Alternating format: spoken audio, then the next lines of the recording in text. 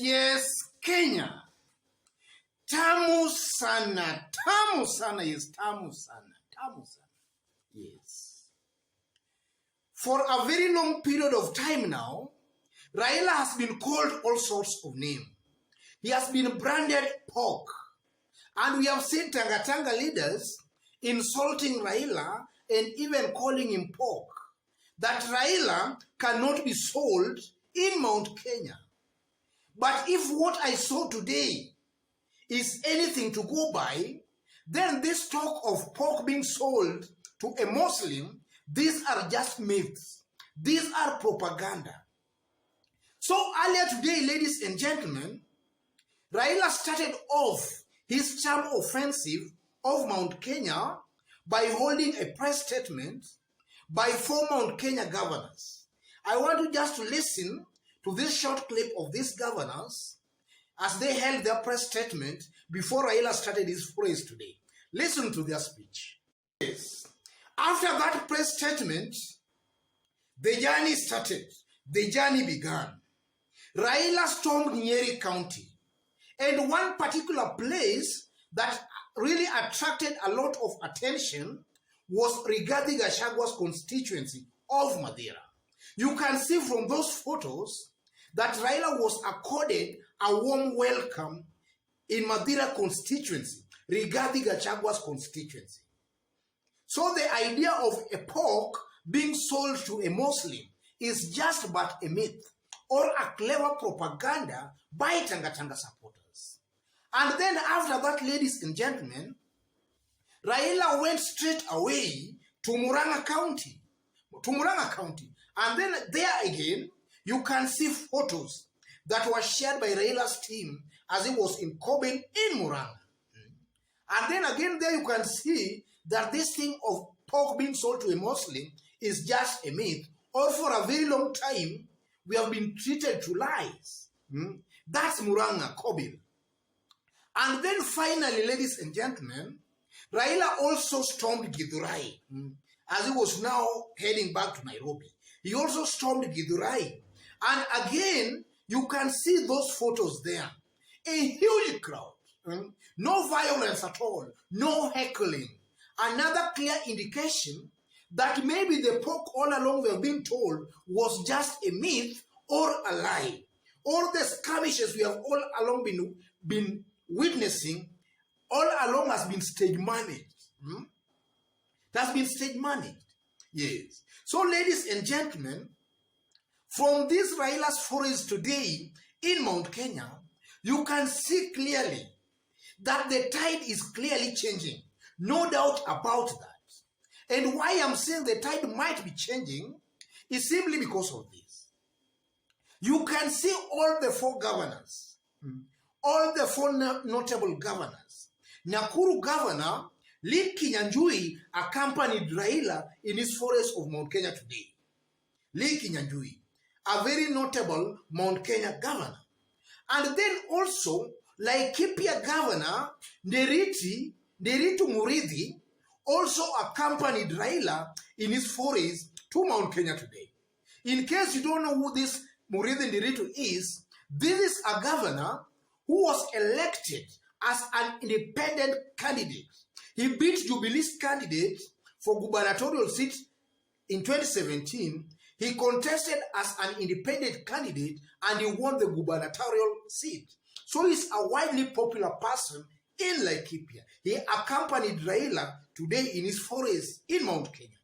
And then also, we had also Kiambu Governor James Nyoro, who also accompanied Raila there. And then also, we had Nyandarua Governor Francis Kimemia, who just some days ago had talked of the deep state. He had talked of how it can be very, very hard to beat a candidate sponsored by the deep state. Kimemia was also part of Raila's delegation. And then also, ladies and gentlemen, we also had Kanini Kega. In fact, online as of now, Kanini Kega is really taking a lot of praise because a majority of Kenyans feel that he really played a big role in Raila's forays in Mount Kenya today. So Kanini Kega was also there and very, very instrumental. And then we also had Sabina Chege. Sabina Chege, Muranga women representative. She was also there and also very, very instrumental. But one clear message that these governors and these Mount Kenya leaders were passing out today is that most likely is now not a question of guesswork.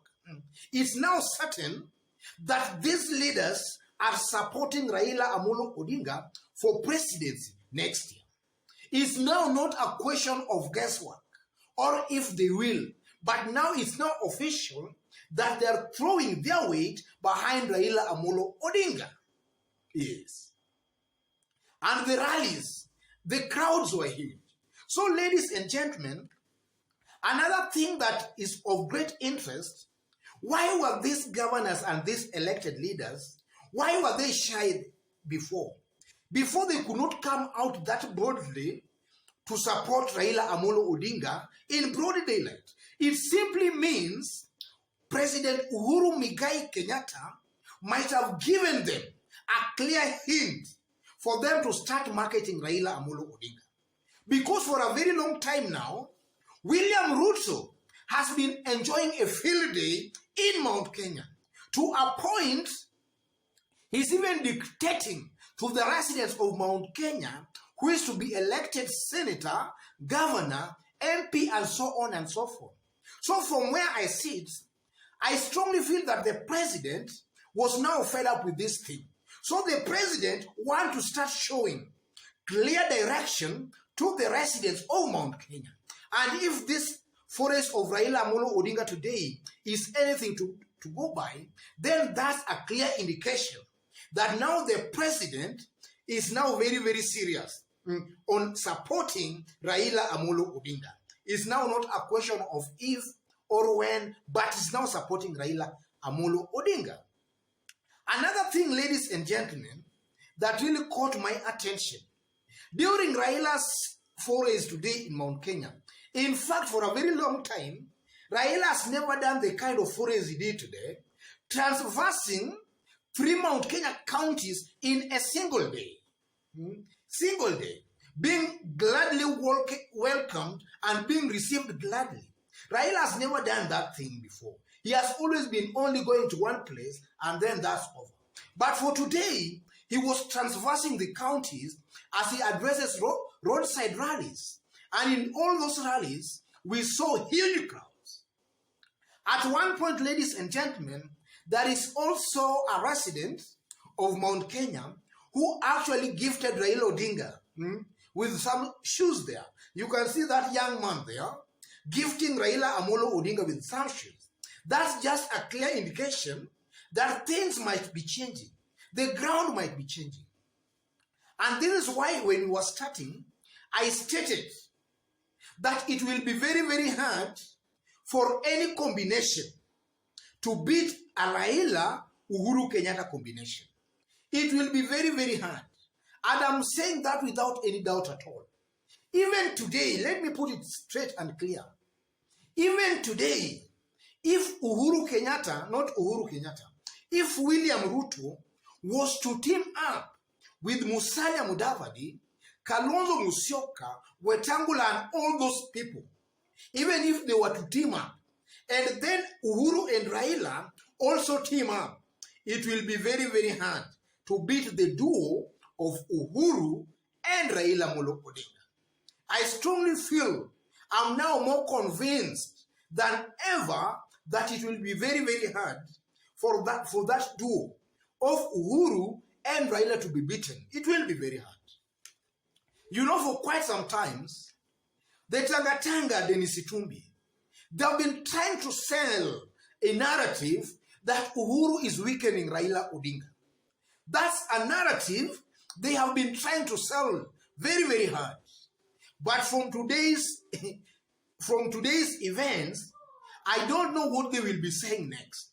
In fact, for the better part of today, Tangatanga were numb. They could not even talk. Because I know this forest of Raila Amolo Odinga shocked them today. They never expected that. They expected some kind of heckling and poor attendance of these Raila's rallies. But there were no heckling, and the attendance was way much better than had even been expected. So from where I sit, my only advice to William Ruto and to the Tangatanga group is that now they should not sit easy. They have to make sure they should now change their strategies. Because Mount Kenya, just as I've been saying in this YouTube channel, that Mount Kenya is gone. Mount Kenya, to the last person, or rather to the last man, will vote to the direction Uhuru Kenyatta will show them. And this is just but the beginning. Otherwise, ladies and gentlemen, let me leave it there for today. If you've just bumped on this YouTube channel for the very, very first time, kindly subscribe and also give this video a like. To those who are watching us outside of Kenya for the very, very first time, drop a comment and let us know from which part of the globe you are also watching us from. Drop a comment, please. And then to our esteemed fans and subscribers here, God bless you. God bless Kenya. Tamu sana, yes, tamu sana.